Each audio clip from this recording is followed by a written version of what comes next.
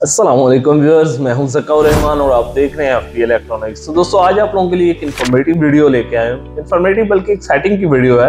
अभी आपने देखा होगा काफ़ी टाइम से मार्केट के अंदर सोलेक्स का IP65 हाइब्रिड इन्वर्टर काफ़ी धूम मची हुई है उसकी, और इसी इन्वर्टर के ऊपर क्रोनस भी स्टैंप लगवा के लेके आ रहा है। इसकी रिसेंटली मैंने वीडियो भी अपलोड की है। और पाकिस्तान में मौजूद कंपनीज को प्रेफरेंस इसलिए दी जाती है कि आपकी वारंटी की रिस्पॉन्सिबिलिटी इन पे आ जाती है। अदरवाइज तो इंटरनेशनल ब्रांड जितने भी आते हैं, पर्सनली मैं उनको तब तक रिकमेंड नहीं करता जब तक लोकली उनको कोई कंपनी ऑन ना कर रही हो।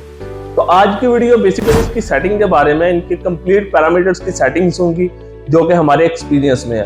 फर्दर अगर किसी के इन्वर्टर के ऊपर सेटिंग्स का इशू आए और उसका फॉल्ट रिजॉल्व ना हो तो उसका बेहतरीन सोल्यूशन है कि आप कंपनी के सर्विस सेंटर कॉन्टैक्ट करें, क्योंकि हमारे पास जो इन्फॉर्मेशन होती है वो अपलोड हो जाती है। अगर फर्दर उसमें कोई इशू आ रहा होता है तो वो फिर हमारे एक्सपीरियंस में नहीं होता। लेकिन सेटिंग करने से पहले आपने सबसे पहले इसमें इन्वर्टर के अंदर एक USB निकलती है। उस USB को आपने इन्वर्टर के जो है ना वो USB पोर्ट पे लगा के उसका सॉफ्टवेयर अपडेट करना है। सॉफ्टवेयर अपडेट करने के बाद आपने तमाम पैरामीटर्स की सेटिंग्स करनी है, जो कि बहुत सारे लोगों को इस चीज की समझ नहीं आती। तो आज की जो वीडियो है ये सेटिंग के बारे में है, तो इंशाल्लाह आपको सारी डिटेल इसकी वीडियो सेटिंग्स की मिलेंगी। तो चलते हैं सेटिंग की तरफ। अच्छा, तो व्यूअर्स इस वक्त आप इसका डिस्प्ले देख सकते हैं। ये ऑलमोस्ट जो नाइट्रॉक्स का डिस्प्ले है उससे मिलता जुलता डिस्प्ले है। 4 मेन आइकॉन है डिस्प्ले के ऊपर जो कि डिफरेंट सोर्सेज की डिटेल्स शो करते हैं। पहले नंबर पे ये आ जाता है आपका सोलर का डुअल MPPT या दोनों MPPT की कंप्लीट डिटेल्स, उनके वोल्ट, उनके एम्पियर और पर MPPT जो पावर जनरेट हो रही है और टोटल, ये तफसील आपको बताएगा। इस साइड पे आपके जो ग्रिड का आइकॉन आ जाता है। आप ग्रिड के आइकॉन पे टच करते हैं तो ग्रिड के रिलेटेड तमाम डिटेल्स आपको मिल जाती हैं। वोल्टेज कितने हैं, एम्पियर कितने हैं। तो इसमें ग्रिड की इसके अलावा अगर आपने नेट मीटरिंग करवाई है, ग्रिड फीडिंग ऑन की है, तो एक्सपोर्ट पावर भी शेयर करेगा और इम्पोर्ट पावर भी, 2 डे की भी और टोटल भी डिटेल्स आपको इसमें मिलेंगी। इसके बाद ये होम आइकॉन आ जाता है। अब होम आइकॉन के ऊपर आपको दोनों टाइप के लोड नज़र आते हैं, एक होम लोड, एक और जेन पावर।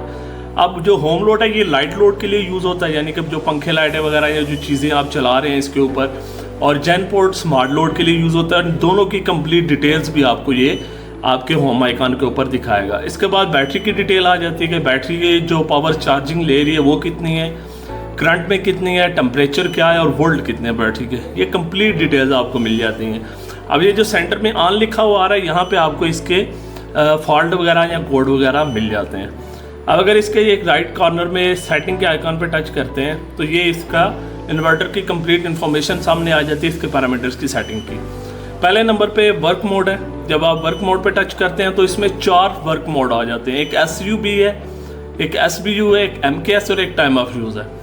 SUB जो है ये बेसिकली उन जगहों पे यूज़ होता है जहाँ पे आपके लोड शेडिंग बहुत ज़्यादा हो, आपने बैटरी को बैकअप के लिए रखना हो, तो वहाँ पे ये SUB पे फंक्शन करता है, यानी कि पहले सोलर, फिर यूटिलिटी, फिर बैटरी।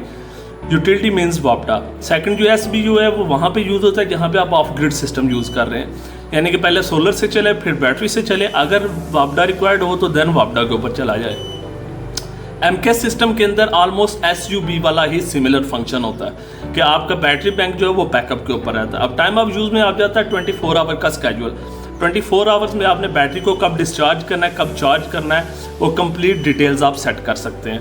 जब आप SBU पे सेट करेंगे तो ये नीचे 2 पॉइंट आ जाएंगे कि आपने कितने वोल्ट बैटरी हो तो दोबारा ग्रिड कनेक्ट करवाना है और कितने वोल्ट बैटरी को तो दोबारा डिस्कनेक्ट करवाना है। ये आपने अपनी रिक्वायरमेंट पे हिसाब से रखना है। ये स्क्रीन पे मेंशन्ड वोल्टेज आपने सेट नहीं करने।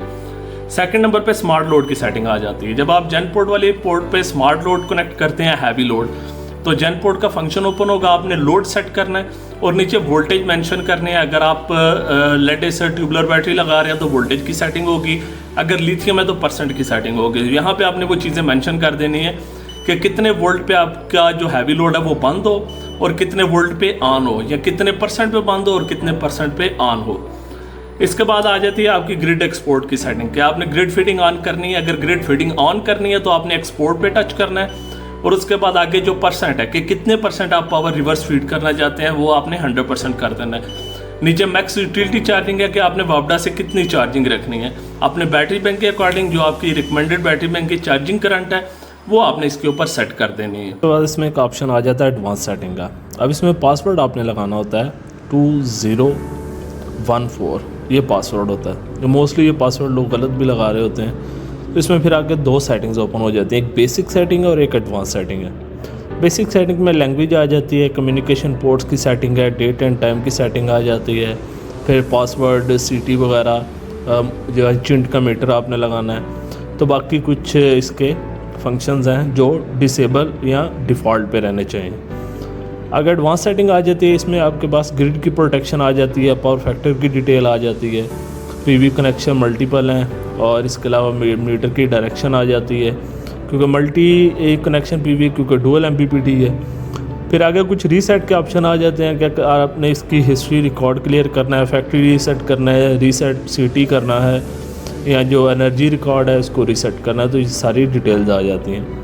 इसके बाद इसकी परसेंट की सेटिंग, जो अगर आप लिथियम कनेक्ट करते हैं तो minimum discharge state of charge SOC 10%, recovered discharge 30% पे है। तो यहाँ पे ये आपकी सेटिंग मिल जाती है। पावर लिमिट आ जाती है। इसके अलावा पैरेलल के कनेक्शन आ जाते हैं कि अगर आप सिंगल यूनिट चला रहे हैं तो सिंगल होगा, पैरेलल में है तो पैरेलल में चला जाएगा। इसके बाद आ जाते हैं जी बैटरी सेटिंग में। अब बैटरी सेटिंग के अंदर आपको बैटरी टाइप और चार्जिंग सोर्स की सेटिंग मिल जाती है। अब आपने अगर सोलेक्स, ये फ्रोनस सोलेक्स का मॉडल है, अगर सोलेक्स की ही लिथियम बैटरी लगाते हैं तो सोलेक्स पे सेट करना है आपने।